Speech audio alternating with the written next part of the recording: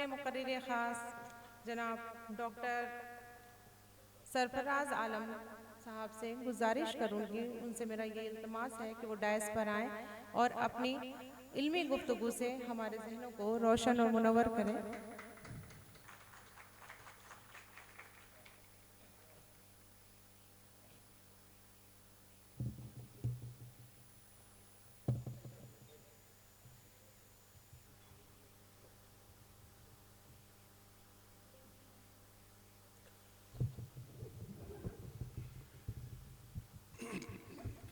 इस इजलासगाह में मौजूद सभी को आदाब। चूँकि वक्त बहुत हो चला है इसलिए मैं ज़्यादा इंट्रोडक्शन के ऊपर नहीं जाऊंगा, इंडिविजुअली सबको नहीं आदाब करूंगा। मुझे जो कहा कि आज बोलने के लिए मौलाना अब्दुल कलाम आज़ाद के नज़रिए से जो मुस्लिम समाज में जो एजुकेशनल बैकवर्डनेस है उसके बारे में कहा गया है बोलने के लिए। और चूँकि मैं ज्योग्राफी का स्टूडेंट हूँ और हम लोग तमाम आंकड़ों से डील करते हैं, चाहे वो सेंसस ऑफ इंडिया हो, NFHS हो, और तमाम तरह के गवर्नमेंट के आंकड़े होते हैं। साथ ही साथ हम लोग खुद बच्चों से आंकड़े भी इकट्ठा कराते हैं गांव-गांव घूम-घूम करके फील्ड सर्वे के ज़रिए। तो चूँकि आंकड़ों से बात करने से फ़ायदा ये है कि जो चीज़ें हैं वो क्लियर कट दिखने लगती हैं, समझ में आने लगती हैं। लेकिन आंकड़ों के पीछे भी एक आइडिया होता है, एक थियरी होती है, उसको भी हमें समझने की ज़रूरत है। तो सबसे पहले मैं ये कहना चाहूँगा कि चूँकि ये जो इजलास मौलाना अब्दुल कलाम आज़ाद पे है और वो भारत के पहले शिक्षा मंत्री थे, तो मौलाना आज़ाद के बारे में तो मैं कुछ कहूँगा ही, लेकिन उसके पहले मैं ये कहना चाहता हूँ कि आजकल जब भी मुस्लिम समाज की बात होती है तो गरीबी के साथ साथ बैकवर्डनेस के साथ साथ तमाम तरह की जो भी सामाजिक कुरीतियाँ और बुराइयाँ हो सकती हैं वो जुड़ जाती हैं। और जबकि सच्चाई ये है कि खासकर इल्म को लेकर के इस्लाम और इल्म में शुरू से ही एक बड़ी ज़बरदस्त तालमेल रहा है। और आप जानते ही होंगे कि ये कहा गया है कि अगर इल्म हासिल करना है और इल्म हासिल करने के लिए तुमको चीन भी जाना पड़े तो चीन जाओ। और चूँकि जो अरब वर्ल्ड में तिजारत में लोग बहुत ही मशहूर थे, तिजारत करते थे, तो उस वक्त चीन जो सबसे दूर जगह थी जहाँ से वो लोग तिजारत करते थे, तो इसलिए कहा था अगर इल्म हासिल करना है, इल्म हासिल करने के लिए तुमको अगर चीन जाना पड़े तभी भी जाओ। और दूसरी बात, प्रॉफिट खुद बोलते हैं कि जो इल्म है वो लाजिम है, मर्दों और औरतों दोनों पे ही लाजिम है। तो फिर ऐसा क्यों है कि इसका मतलब यह है कि इस्लाम एक रिलीजन के रूप में देखें, यहाँ पे कोई ऐसी पाबंदी नहीं है, चाहे मर्द हो या औरत हो, जहाँ पे इल्म की बात आती है। और इसी सिलसिले में मैं अब अब्दुल कलाम आज़ाद, मौलाना अब्दुल कलाम आज़ाद के बारे में कुछ कहना चाहूँगा। मौलाना अब्दुल कलाम आज़ाद फ्रीडम फाइटर तो थे ही, एक बहुत बड़े फिलोसफर भी थे और इस्लाम के भी बहुत बड़े जानकार थे। आप लोग ज़्यादा अच्छा से बता सकते हैं, मैं तो ज्योग्राफी का स्टूडेंट हूँ, लेकिन चूँकि ज्योग्राफी एजुकेशन में भी मैं थोड़ा सा काम किया हूँ, तो इतना कह सकता हूँ कि जो उनका जो फाउंडेशन था एजुकेशन की, जो फिलॉसफी थी, उसमें तीन उसके एंगल्स थे या तीन उसके एस्पेक्ट थे। पहला ये था कि एजुकेशन में रैशनैलिटी होना चाहिए। एजुकेशन क्या होना चाहिए? मॉडर्न होना चाहिए। एजुकेशन मॉडर्न होना चाहिए। दूसरी बात ये है, वो कहते हैं कि एजुकेशन जो है राष्ट्र निर्माण में भी एजुकेशन का अहम रोल होना चाहिए। और तीसरी बात वो कहते हैं कि एजुकेशन को धर्म से अलग करके नहीं देखा जा सकता। एजुकेशन के लिए धर्म भी ज़रूरी है, उसका भी पक्ष जानना ज़रूरी है। तीन फिलोसफर्स बहुत अहम थे, खास करके मौलाना आज़ाद के जो इल्म की जो फिलॉसफी है उसके विकास में तीन फिलोसफर्स का बहुत अहम रोल है। पहला है इब्न खालदून का। इब्न खालदून आप जानते हैं कि उनकी जो इजिप्ट के बड़े ही फेमस फिलोसफर थे, जिनको ज्योग्राफी में भी बहुत मकबूलियत हासिल थी। वो ज्योग्राफी में भी उनकी किताब जो मुकदमा है, मुकदमा क्या है, बेसिकली एक मैन और इन्वायरमेंट का जो रिलेशनशिप है, पारस्परिक संबंध है, उसी के ऊपर है मुकदमा। तो इस इब्न खालदून ने मौलाना आज़ाद को काफ़ी प्रभावित किया। इब्न खालदून का कहना था कि मैन जो है बेसिकली इग्नोरेंट पैदा होता है, लेकिन ये नॉलेज एक्वायर करके ही वो पढ़ा लिखा बनता है। तो कहने का मतलब ये कि एक कंप्लीट मैन तभी बनेगा कोई जब वो नॉलेज एक्वायर करे। दूसरा था उसी तरह के जैक रूसो, एक फ्रेंच के दार्शनिक थे, बहुत ही फेमस पॉलिटिकल फिलोसफर थे। तो जो उनका कहना था कि जो इंसान पैदा होता है और उसके बाद से एक गैप उसमें रह जाती है, वो एक गैप बहुत ही इंपॉर्टेंट, वो है एजुकेशन। तो पैदा होता है तो माइंड जो है ना एक स्लेट टाइप का होता है, एक वैक्यूम होता है। और एजुकेशन का मतलब सिर्फ फॉर्मल एजुकेशन नहीं, फैमिली में मदर के साथ, मदर से भी एजुकेशन मिलती है, फादर से भी एजुकेशन मिलती है, फैमिली से भी एजुकेशन मिलता है। और तीसरा जो शख्स जो सबसे ज़्यादा प्रभावित किया वो था सर सैयद अहमद ख़ान। सर सैयद अहमद ख़ान के बारे में भी आप लोग जानते हैं कि अलीगढ़ मुस्लिम यूनिवर्सिटी के फाउंडर तो थे ही, साथ ही साथ एक नहायत ही अहम, मुझे लगता है कि साउथ एशिया में अगर मुस्लिम पर्सनालिटी, अगर सबसे बड़ी मुस्लिम पर्सनालिटी का नाम आएगी वो है सर सैयद अहमद ख़ान, जिन्होंने एक तरह से मुस्लिम समाज को, जो मेडिवल टाइम में रह रही थी, जब ब्रिटिश आए और ब्रिटिश आने के बाद से मुस्लिम समाज तभी भी बहुत ही मेडिवल टाइम में रह रही थी, क्योंकि मुस्लिम समाज में तमाम मेडिवल वैल्यू सिस्टम बने हुए थे। ये 18वीं सदी की बात मैं कह रहा हूँ। सर सैयद ने सबसे पहले ये बात समझने की कोशिश की, इंग्लैंड में गए, कैम्ब्रिज में गए, वहाँ पे देखा कि यूरोप कैसे विकास कर रहा है, वहाँ पे जो साइंस का विकास कैसे हो रहा है, टेक्नोलॉजी का विकास कैसे हो रहा है, आर्किटेक्चर का विकास कैसे हो रहा है, शहरें कैसी बन रही हैं, हाँ, ट्रेड उनका कैसे विकसित हो रहा है और दुनिया पे उनका एम्पायर क्यों फैल रहा है। और मुस्लिम समाज जो था बहुत ही इनवर्ड लुकिंग था, अपने आप में ही बाहर देख ही नहीं रहा था बाहर क्या हो रहा है, एक घेटवाइजेशन था। तो उनका कहना था अगर मुस्लिम समाज के घेटवाइजेशन को तोड़ना है, इग्नोरेंस को तोड़ना है, तमाम कुरीतियों को ख़त्म करना है, तो एजुकेशन बहुत इंपॉर्टेंट है। और एजुकेशन किस तरह का एजुकेशन? एक ऐसा एजुकेशन जो दुनिया को समझने में मदद करे इंसान। दीनी एजुकेशन को उन्होंने कभी विरोध नहीं किया, दीनी एजुकेशन अहम है, लेकिन साथ ही साथ एक एजुकेशन, एक scientific education, technological education, education of art and philosophy भी बहुत महत्वपूर्ण है। इनफैक्ट वही सबसे ज़्यादा महत्वपूर्ण है, जैसे वो कहते थे उनके दौर में। तो इस सिलसिले में उन्होंने अलीगढ़ साइंटिफिक सोसाइटी की नींव डाली मुस्लिम यूनिवर्सिटी के बनने के बाद से, और साइंटिफिक सोसाइटी में बहुत सारे पब्लिकेशन हुए, जिसके ज़रिए मुस्लिम समाज में एक तरह से सोशल रिफॉर्म कहें या एजुकेशनल रिफॉर्म कहें या अकादमिक तरह से एक झकझोर दिया, और एक अलीगढ़ मुस्लिम यूनिवर्सिटी ने एक नई एलीट पैदा की मुसलमानों में। और बड़ी फख्र के साथ अब कहा जा सकता है कि दुनिया के किसी भी कोने में जाएं, किसी भी बड़े इदारे में जाएं, वहाँ पे अलीगढ़ का कोई ना कोई मिल ही जाएगा। और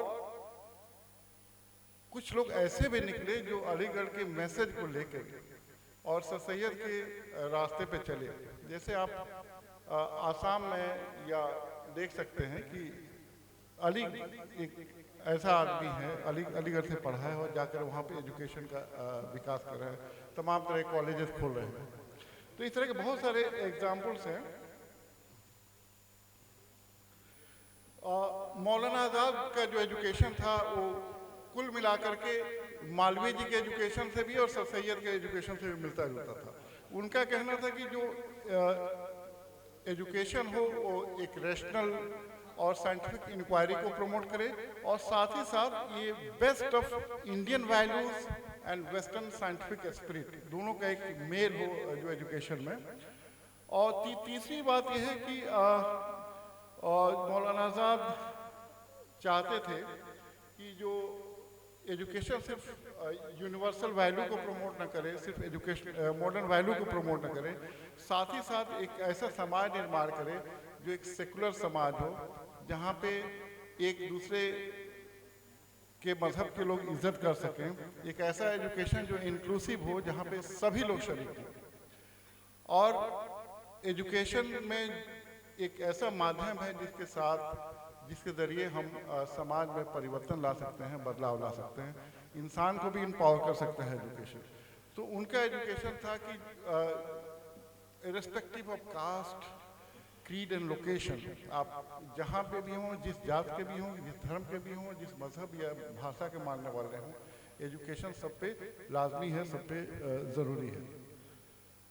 और इसके बाद से मैं थोड़ा सा इस ओर भी इशारा करूँगा कि जो हिंदुस्तान में खासकर चूँकि यहाँ पे बात चल रही है मुसलमानों में जो एजुकेशनल बैकवर्डनेस है, तो इसकी नींव जो है आप इसको समझना है तो मेडिवल इंडिया से हमको जाना पड़ेगा। तो सबसे पहले जो मेडिवल इंडिया में इंस्टीट्यूशंस हुआ करते थे, एक तो मकतब होते थे और दूसरे मदरसे होते थे। मकतब होते थे प्राइमरी एजुकेशन और मदरसे होते थे आपके हायर एजुकेशन। और जनरली जो करिकुलम होता था उसमें आपका कुरानिक स्टडीज़ होता था, जो रिलीजियस स्टडी, और साथ ही साथ थोड़ी बहुत लिटरेचर, थोड़ी बहुत साइंस और थोड़ा बहुत एडमिनिस्ट्रेशन, इसके बारे में बातें होती थी। और जो इंस्ट्रक्शन जो का तरीका था, पढ़ाने का तरीका था, जनरली ओरल मेथड था, जैसे लेक्चर कोई देता है उस्ताद, और फिर मेमोराइजेशन पे फोकस था, याद करना बहुत इंपॉर्टेंट हुआ करता था।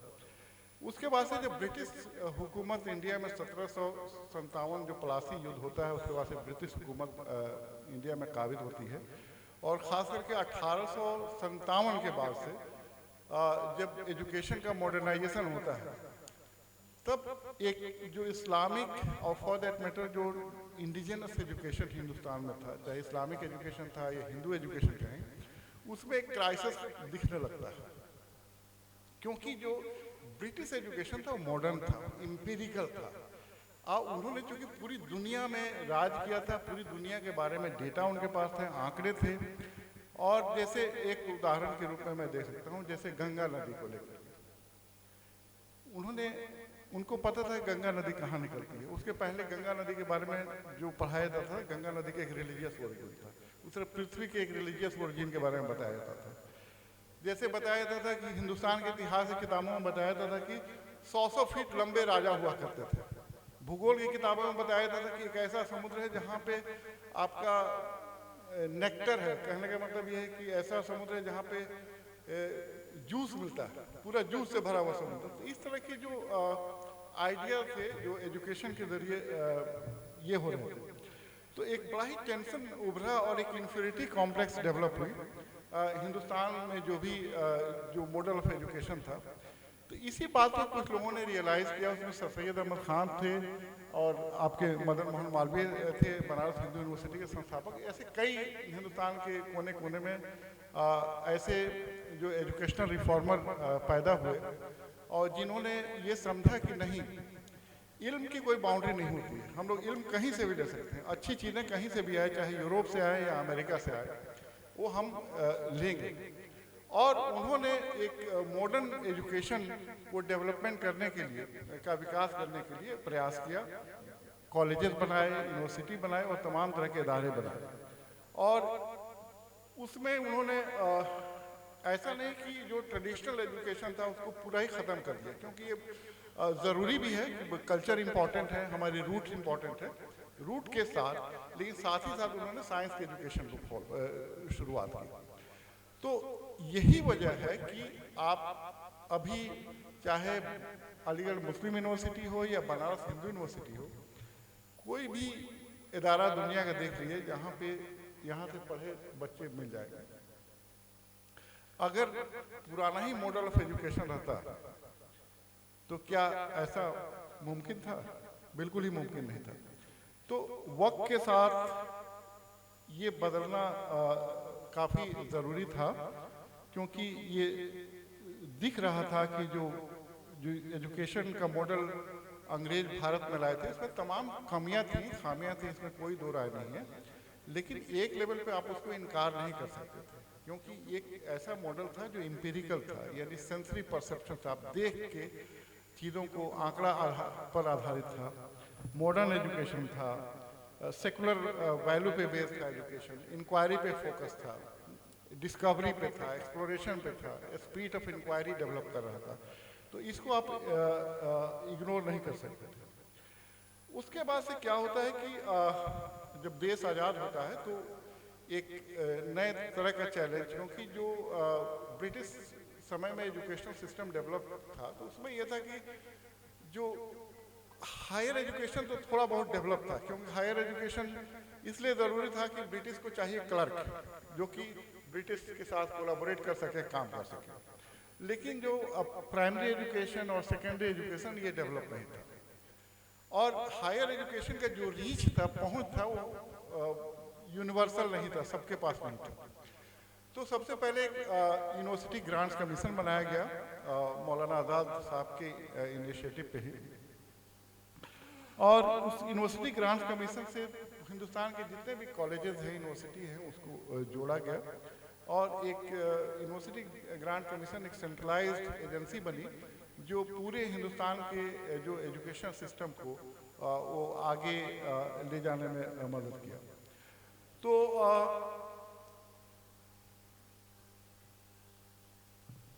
इसके बाद से जो एजुकेशन का ऑफ कोर्स विकास हुआ है, क्योंकि जो लिटरेसी थी बहुत ही मतलब अंडर 10% थी। जब भारत आज़ाद हुआ तो पूरे हिंदुस्तान की जो लिटरेसी थी बहुत ही कम थी। उसके बाद धीरे धीरे जैसे जैसे स्कूल्स खुलने लगे हिंदुस्तान के अलग अलग कोने में, अभी स्थिति ये है कि ये कॉन्स्टिट्यूशनल प्रोविज़न है कि कोई भी एरिया जो है 1 किलोमीटर से ज़्यादा और कोई सेटलमेंट है उसके 1 किलोमीटर के दायरे के अंदर एक प्राइमरी स्कूल होना जरूरी है। पहाड़ों में थोड़ा सा ज़्यादा है, लेकिन मैदानी इलाके में मैंडेट है। और पहाड़ों में तो हर छोटे छोटे सेटलमेंट में भी आपको सेकेंडरी स्कूल मिल जाएंगे। तो जो अभी जो एजुकेशन का विकास हुआ है, लेकिन ये विकास जो है यूनिफॉर्मली हर कम्युनिटी में एक समान नहीं हुआ। मैं इस बात को खास करके जोर देना चाहता हूँ कि न हर रीजन में, केरला काफ़ी डेवलप है एजुकेशनली, मिजोरम काफ़ी डेवलप है एजुकेशनली, हिमाचल प्रदेश काफ़ी डेवलप है, लेकिन बिहार है, राजस्थान है, ये काफ़ी डेवलप नहीं है, मतलब एजुकेशनली काफ़ी बैकवर्ड है। तो इसी तरह से जो एजुकेशन है उसमें आपका जो रिलीजन वाइज भी या मज़हब के एतबार से अगर देखें तो उसमें भी काफ़ी असमानताएं हैं।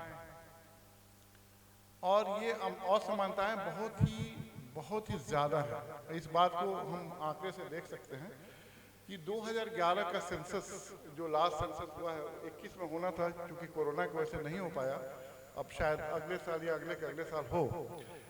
तो 2011 का जो सेंसस है उसका जरा हम लोग शिक्षा दर देख रहे हैं, लिटरेसी रेट बोलते हैं। लिटरेसी रेट ये होता है कि जो बच्चे 7 साल या उससे ज़्यादा उम्र के हैं उनमें शिक्षा का स्तर क्या है।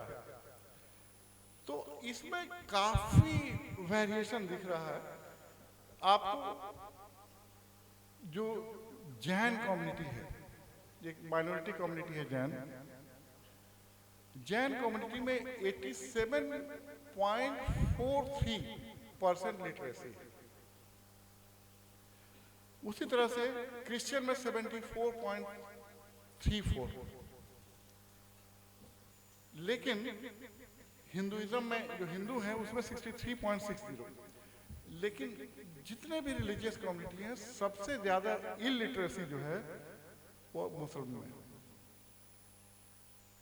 तो एक ऐसा मजहब जिसका जो खुद बताता है कि इल्म इतना अहम है और इल्म ज़रूरी है इंसान के विकास के लिए, समाज के विकास के लिए, ऐसे मजहब जिसके प्रॉफिट खुद बोल रहे हैं कि इल्म कंपल्सरी है मर्द के लिए भी औरत के लिए भी, फिर भी हिंदुस्तान में सबसे ज़्यादा इलिटरेसी किस कौम में है? मुस्लिम में। समझिए सिर्फ 13.57%, 13.57% जैन इलिटरेट है, जैन कम्युनिटी के लोग, जबकि मुसलमानों में ये 42.72% है। यानी 42% लोग तो अशिक्षित हैं। तो ये है लिटरेसी का जो स्टेटस। अब इसको थोड़ा सा हम लोग आगे बढ़ाएं, कितने परसेंट लोग ग्रेजुएट हैं, ये भी बड़ा ही इंपॉर्टेंट ये आंकड़ा ये करेगा। जैन समुदाय में बहुत ही प्रोग्रेसिव समुदाय है, क्यों अर्बन बेस्ड है, जैन के ज़्यादा लोग अर्बन एरिया में रहते हैं जहाँ फैसिलिटी भी रहती है। जैन समुदाय में हर चौथा आदमी ग्रेजुएट है, हर चौथा आदमी ग्रेजुएट है। क्रिश्चियन में 9% लोग ग्रेजुएट हैं, यानी जिनकी उम्र 20 साल है उनसे ज़्यादा है। ग्रेजुएट माना जाता है जिनकी उम्र 20 साल या उनसे ज़्यादा है, तो उसमें प्रोपोर्शन ऑफ ग्रेजुएट जो है जैन समुदाय में 25% है, क्रिश्चियन में 9% है, बुद्धिस्ट में लगभग 6.5% है, सिख में भी 6% है, हिंदुइज्म में भी 6% है और मुस्लिम में 3.5% है। इसका मतलब यह है कि ऐसा है कि प्राइमरी यानी बेसिक एजुकेशन में भी बैकवर्डनेस तो है ही, लेकिन लिटरेसी रेट में बैकवर्डनेस तो है ही, लेकिन साथ साथ आपका जो हायर एजुकेशन है उसमें भी काफ़ी बैकवर्डनेस, इनफैक्ट बहुत ज़्यादा बैकवर्डनेस है। तो अगर ये आप बोलते हैं कि मुसलमानों को नौकरी नहीं मिलती है, लेकिन आप ये भी तो देखिए कितने मुसलमान पढ़ते हैं, कितने मुसलमान हायर एजुकेशन में जाते हैं। इसी तरह से एक होता है इनरोलमेंट रेट, यानी कितने बच्चे दाखिला ले रहे हैं। तो इनरोलमेंट रेट जो है primary school, upper primary school, secondary school and higher secondary school, इसमें अगर आप देखें 2021-22 का ये आंकड़ा है, मतलब रिसेंट आंकड़ा है। इसमें यह देखा जाता है कि जो पढ़ने लिखने की उम्र वाले लड़के, नहीं ऐसे बच्चे जिनकी उम्र 7 साल या उससे ज़्यादा है, अगर आपके पास आपके मजहब में 100 लड़के हैं मान लीजिए जिनकी उम्र 7 साल से ज़्यादा है, 7 साल से 14 साल के बीच में है, तो उनमें से कितने बच्चे पढ़ाई करने जाते हैं, उनका परसेंटेज क्या है। लेकिन ये जो आंकड़ा है कि टोटल इनरोलमेंट रेट में मुसलमान बच्चे कितने हैं, ये एक अच्छी जो मतलब ये एक इम्प्रूवमेंट दिखा रहा है कि जो टोटल इनरोलमेंट रेट है, चूंकि मुसलमानों की संख्या कितनी है 14 या 15% हिंदुस्तान में, लेकिन टोटल इनरोलमेंट रेट में मुसलमानों की जो परसेंटेज है वो है 15.40। इसका मतलब कि जितना पॉपुलेशन है उससे ज़्यादा इनरोलमेंट, दैट मीन्स कि अब मुस्लिम बच्चे भी पढ़ाई की तरफ जा रहे हैं। ये 2020-21 का आंकड़ा है, ये अच्छी बात है। और ये आंकड़ा में एक और अच्छी बात यह है कि फीमेल का एनरोलमेंट रेट ज़्यादा है मेल से, लेकिन इसमें थोड़ा सा देखना ये पड़ेगा कि चूँकि हो सकता है मुसलमानों की संख्या 14.5% है जो हिंदुस्तान में जो परसेंटेज है, लेकिन हो सकता है कि मुसलमान बच्चों की संख्या थोड़ी ज़्यादा हो, क्योंकि बर्थ रेट मुस्लिम में ज़्यादा है, हो सकता है 16% हो, लेकिन बहुत ज़्यादा डिफरेंस नहीं आएगा।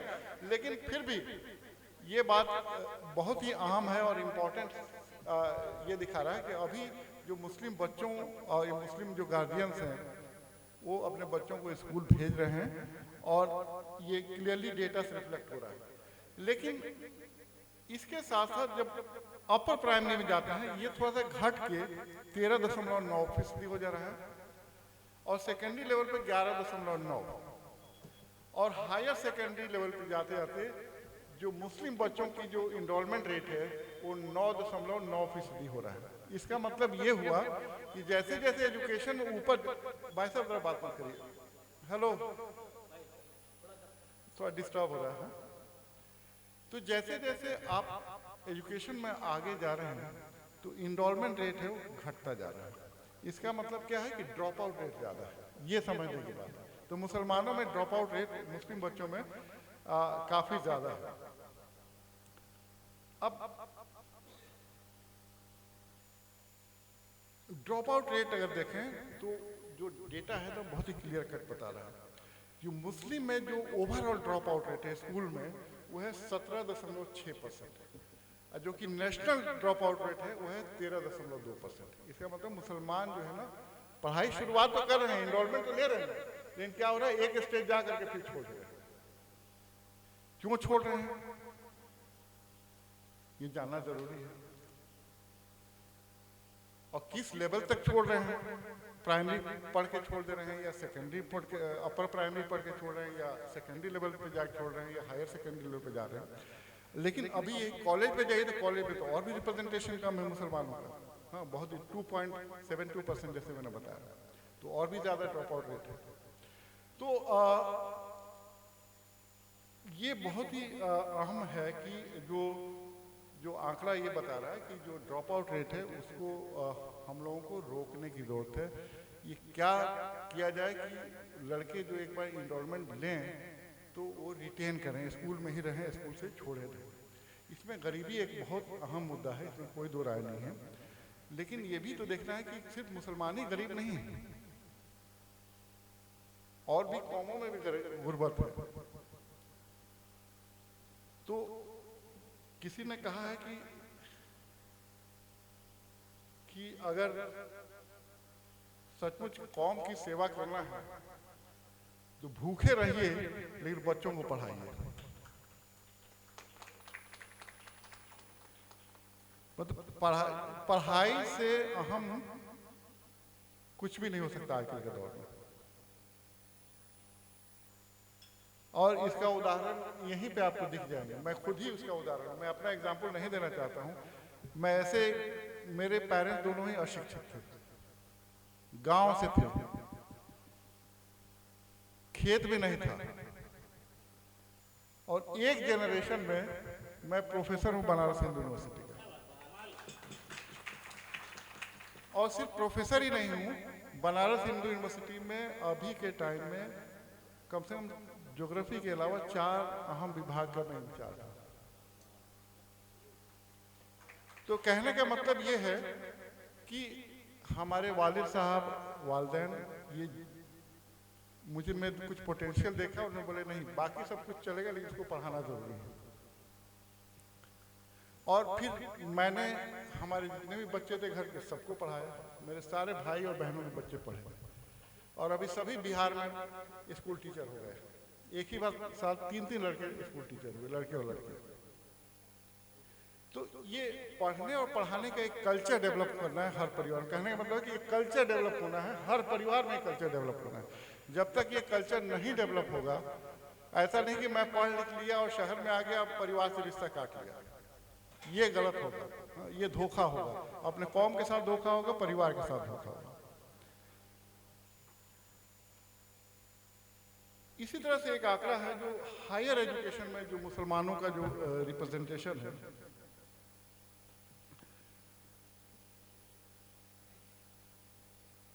जो नेशनल एवरेज है कि 9.51% लोग ग्रेजुएशन या डिप्लोमा किए हुए हैं, लेकिन जो मुसलमानों का जो एवरेज है 5.24 है, लगभग आधा है।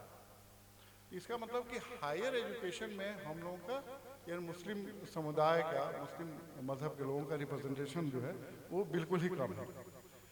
और तमाम तरह की कमेटियां बनी है, इसमें रिसर्च भी हुआ है। आप जानते हैं कि सच्चर कमेटी रिपोर्ट तो बहुत ही फेमस रही है, आप सभी लोग वाकिफ होंगे सच्चर कमेटी रिपोर्ट से। रंगनाथन कमेटी रिपोर्ट भी बनी है। तो सच्चर कमेटी रिपोर्ट थोड़ी सी पुरानी हो गई है, लेकिन फिर भी उसका जो डायग्नोसिस था कि क्यों बैकवर्डनेस है, एजुकेशनल बैकवर्डनेस क्यों है मुस्लिम कम्युनिटी में, वो बहुत इंपॉर्टेंट है। कहता है कि दोनों ही, रंगनाथन कमेटी रिपोर्ट भी कहता है, रंगनाथ मिश्रा कमेटी रिपोर्ट और सच्चर कमेटी रिपोर्ट, कि मुसलमानों में शिक्षा की स्थिति और एससी और एसटी से भी बदतर है। और ये भी बता दूं कि मुस्लिम एक ऐसा कम्युनिटी है जैन कम्युनिटी के बाद से जो अर्बन ओरिएंटेड कम्युनिटी है, यानी प्रोपोर्शन जो है मुस्लिम में जो अर्बनाइजेशन है और जैन के अलावा बाकी कम्युनिटी सबसे ज़्यादा है। यानी आप शहर में रह रहे हैं फिर भी नहीं पढ़ रहे हैं, आप ये नहीं कह सकते यहाँ पे स्कूल नहीं है, ये नहीं कह सकते यहाँ फैसिलिटी नहीं है। ऐसा होता कि कहीं जंगल में, पहाड़ में, कहीं ऐसी जगह पर रहते कि जहाँ पे स्कूल नहीं थे तो बहाना था, तो आप शहर में रह रहे हैं फिर भी नहीं पढ़ रहे हैं। यानी अर्बनाइजेशन जो है मुसलमानों में ज़्यादा लोग प्रोपोर्शन मुस्लिम के अर्बन एरिया में रहते हैं हिंदू के कंपेरिजन में। तो कुछ मैं ऐसे ही आंकड़ा बता दूं आपको, 25% जो मुस्लिम बच्चे हैं जिनकी उम्र जो 6 और 14 साल की उम्र के बच्चे जो हैं, उसमें 25% स्कूल जाते ही नहीं, या तो जाते नहीं है या फिर ड्रॉप आउट कर जाते हैं, स्कूल जाकर के छोड़ देते हैं, प्राइमरी स्कूल में ही जाकर के छोड़ देते हैं 25%। इसका मतलब ये है कि मतलब 1/4 बच्चों का स्कूल से कोई वास्ता ही नहीं है, एजुकेशन से कोई वास्ता नहीं है, they are out of education anyway. उसके बाद से 17 साल की उम्र से ज्यादा बच्चे जो 10+2 या कॉलेजेस में जाते हैं, मुसलमानों में जो एजुकेशनल अटेनमेंट है, यानी जो 17 साल से ऐसे बच्चे जिनकी उम्र 17 साल से ज्यादा है, उसमें सिर्फ 17% मुस्लिम है, जबकि जो नेशनल एवरेज है वो है 26%। यानी हायर एजुकेशन में मुस्लिम कम जा रहे हैं। ये तमाम तरह के आंकड़े मैं सेंसस से भी बताया आपको, और ये जो कमेटी का ये है, एक सर्वे होता है, आप ICA बोलते हैं, AISHE, इसको बोलते हैं all India survey on higher education. Hindustan में 10 से 19 यूनिवर्सिटीज़ हैं और हर रोज ही 1-2 यूनिवर्सिटी बढ़ रही हैं, आजकल तो प्राइवेट यूनिवर्सिटी कितने आ रही हैं। और इस रिपोर्ट के अनुसार सिर्फ टोटल जो हायर एजुकेशन में स्टूडेंट्स हैं उसमें सिर्फ 5.5% मुस्लिम्स हैं। यानी अगर 100 लोग ग्रेजुएशन कर रहे हैं तो उसमें से कितने हैं? सिर्फ 5.5 मुस्लिम्स हैं, जबकि मुस्लिम की आबादी कितनी है, क्या परसेंटेज क्या है? लगभग 15% है, 14.कुछ% है, और 15% मान लीजिए। तो इसका मतलब एक क्लियर कट है। उसी तरह से आप जो सैलरीड क्लास हैं या गवर्नमेंट सर्वेंट हैं या इवन प्राइवेट में भी मुस्लिम का रिप्रेजेंटेशन बहुत ही पैथेटिक है। एक और स्टडी कह रही है Bombay stock exchange. Bombay stock exchange में जो ऑफिसर्स ग्रेड के या directors at senior executive level पे सिर्फ 2.67% लोग हैं। तो कहने का मतलब यह है कि जो गवर्नमेंट सर्विसेज में, प्राइवेट सेक्टर्स में, खास करके जो हायर लेवल का जो पोजीशंस है उसमें रिप्रेजेंटेशन कम है। और इसका रीज़न मैं इसको डिस्क्रिमिनेशन नहीं मानता हूँ। हो सकता है डिस्क्रिमिनेशन है, लेकिन डिस्क्रिमिनेशन ये क्राइटेरिया नहीं हो सकता है, आधार नहीं हो सकता है। वो डिस्क्रिमिनेशन बहुत कम होता है, लेकिन डिस्क्रिमिनेशन तो सबके साथ हो सकता है। कहीं ब्राह्मण के साथ भी डिस्क्रिमिनेशन हो जाता है, कहीं पर राजपूत के साथ भी डिस्क्रिमिनेशन हो जाता है, तो उस तरह से मुस्लिम के साथ भी हो सकता है डिस्क्रिमिनेशन। तो डिस्क्रिमिनेशन एक आधार, ये बहाना बोले कि क्यों बच्चों को पढ़ाओ, नौकरी कहाँ मिलती है, ये एक एटीट्यूड बन गया मुस्लिम समाज में। ये बच्चों को क्यों पढ़ाओ जो नौकरी ही नहीं मिलती। अरे भाई पहले पढ़ाओ तो, कोई जरूरी नहीं है कि और 4 बच्चे पढ़े हैं 4 को नौकरी मिलेगी। कम से कम एक अच्छा नागरिक बनेगा, अच्छा इंसान बनेगा और वो अपने और बच्चों को पढ़ाएगा, कौम की खिदमत करेगा। तो ये जो एक फैटलिस्टिक एटीट्यूड है इसको हमें तोड़ना पड़ेगा कि नहीं, हमको मेन स्ट्रीम में जुड़ना है। देखिए अगर आप पढ़ाई से नहीं जुड़ेंगे, तो बोलते हैं ना कि दुनिया तो गई चांद सितारों से भी आगे, मुस्लिम जो है मुसल्ले पे दुआ मांग रहा है। तो दुआ मांगना अच्छी बात है, लेकिन दुआ भी मांगिए, लेकिन साथ में चांद सितारों पे भी जाने की कोशिश करिए। हाँ, ये भी ज़रूरी है कि आप स्पेस टेक्नोलॉजी पे रिसर्च करिए और आप मेडिकल पढ़िए, इंजीनियरिंग पढ़िए। और ये बड़ी अच्छी बात, अभी जो इंटरनेट रेवोल्यूशन आया है सर, गांव-गांव सिर्फ इंटरनेट पे कोचिंग करके बच्चे, खास करके लड़कियां, बिहार का मैं एग्जाम्पल दे रहा हूँ, हर गांव में आपको मिल जाएंगी कि सिर्फ इंटरनेट पे बैठे, घर पे बैठे बैठे इंटरनेट का, मोबाइल फोन का प्रोडक्टिव यूज कर रही हैं। अभी एक न्यूज़ है, हमारे गांव के बगल में चार्टर्ड अकाउंटेंट बनी है लड़की, MBBS, हर साल 8-10 लड़के हमारे जिले से MBBS मुस्लिम लड़के बन गए सिर्फ मोबाइल पर पढ़ करके। तो अब तो यह है कि स्कूल आपके हाथ में आ गया, इतने अच्छे अच्छे यूट्यूब पे लेक्चर्स हैं, अच्छी बातें सुनिए।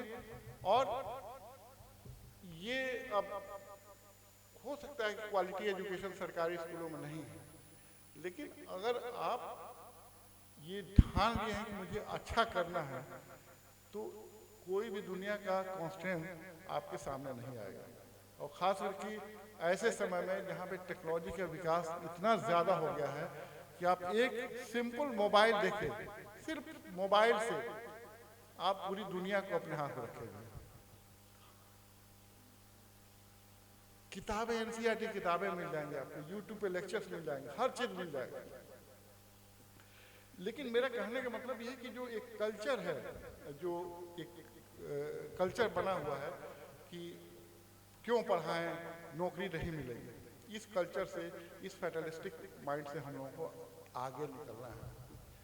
और देखिए, अगर हम लोग पढ़ाई नहीं कर रहे हैं, इसका मतलब ये भी है कि हमारा राष्ट्र में योगदान, मतलब एक पोटेंशियल है बच्चे में, हाँ, जो राष्ट्र में के निर्माण में योगदान करे, वो पोटेंशियल को भी हम लोग किल कर रहे हैं। और जबकि जब राष्ट्र निर्माण हो रहा है, आगे बढ़ेगा राष्ट्र, तो हम लोग क्यों पीछे रहे? अपॉर्चुनिटी जब मिल रही है, सड़कें बन रही है, देखिए आपके सामने से सड़क बन रही है ना, तो उसका उपयोग हम लोग भी करें। टेक्नोलॉजी का विकास हो रहा है, उसका उपयोग हम लोग करें। तो ये एटीट्यूड हम लोगों के देखिए, इसके लिए हिंदुस्तान में अगर एक रोल मॉडल मुसलमानों के लिए है, वो है मौलाना अब्दुल कलाम आजाद। जब देश का पार्टीशन हो रहा था, उसी दिल्ली में मुसलमान भागे जा रहे थे छोड़ के, जामा मस्जिद के तख्त पे खड़ा होकर के जोर से चिल्ला के भाषण देते हैं कि मुसलमानों कहाँ जा रहे हो, तुम्हारे बाप दादा यहीं पे हैं, उनका मकबरा यहीं पे है, इसी की मिट्टी में उनके खून है और हड्डी है। अगर आज़ाद नहीं रहते तो मुसलमानों की स्थिति और भी बदतर होती, मैं बता दूँ। उन्होंने बहुत, उनका रोल जो है बहुत ही अहम रोल रहा है मुसलमानों को मेन स्ट्रीम जोड़ने से, मेन स्ट्रीम से। आपको पता है कि जब आज़ाद हुआ तो मुसलमानों को एक तरह से विलेन कर, जो साइकोलॉजिकल स्टेट समझिए कि रिलीजन के आधार पर देश का पार्टीशन हो गया, जो मुसलमान यहाँ पे बच गए, तो उनकी आप मानसिक स्थिति समझ सकते हैं। उसमें नेहरू, मौलाना आज़ाद, इनका बहुत ही अहम रोल रहा है मुसलमानों को एक साइकोलॉजिकल पावर देने के लिए, साइकोलॉजिकल स्ट्रेंथ देने के लिए, और एक इज्जत के साथ रखने के लिए। ऐसा नहीं है कि पाकिस्तान जो एक पाकिस्तान बना दिया उन लोगों ने, लेकिन पाकिस्तान में तो बहुत ज़्यादा प्रॉब्लम है, वहाँ पर शिया और सुन्नी डेली लड़ते हैं। पख्तूनिस्तान में मुस्लिम है, और पाकिस्तान में सिंध वाले परेशान हैं, वहाँ पर सभी मुस्लिम हैं। तो क्या मुस्लिम या धर्म के नाम पे एक देश का निर्माण करने से उस देश की समस्या तो खत्म नहीं हो गई ना? बांग्लादेश टूट गया, बांग्लादेश अलग हुआ ना 71 में। इसका मतलब है कि धर्म के आधार पर राष्ट्र निर्माण ये गारंटी नहीं दे सकता है कि राष्ट्र टूटे नहीं। हो सकता है एक समय धर्म बहुत एक सीमेंटिंग फोर्स के रूप में काम करे, लेकिन पेट इम्पॉर्टेंट है, रोजी रोटी इम्पॉर्टेंट है। आपके पड़ोस में कोई अच्छा कर रहा है तो आपको अच्छा नहीं लगेगा। तो मेरा कहने का मतलब यह है कि हमें फख्र है कि हम इस देश में हैं, और यही बात मौलाना आज़ाद भी कहे, और इस देश के निर्माण में हमने योगदान दिया है, और भी जोर लगा करके योगदान देंगे। ये एटीट्यूड रखना है, हमको ऑन करना है। ये देश हमारा है, सबको ऑन करना है, और ऑन करते भी हैं। मैं ये नहीं कह रहा हूँ ऑन नहीं करते हैं। तो इन्हीं चंद बातों के साथ मैं यहीं पे अपनी बात को रोकूंगा। बहुत बहुत शुक्रिया।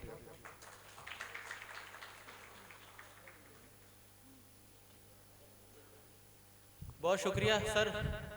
जैसा कि आपका तारुफ इससे पहले कराया जा चुका था कि आप जो भी बात करते हैं वो डेटाबेस करते हैं, और क्या मौजूदा स्थिति है इस वक्त मुसलमानों की और तालीमी क्या पस मंज़र है, और बड़ी खूबी से आपने उस सब को जो है उस पर रोशनी डाली और तफसील से उस पर जो है आपने अपनी गुफ्तगू की। मैं चाहता हूँ एक बार ज़ोरदार तालियां सरफराज आलम साहब के लिए। इसी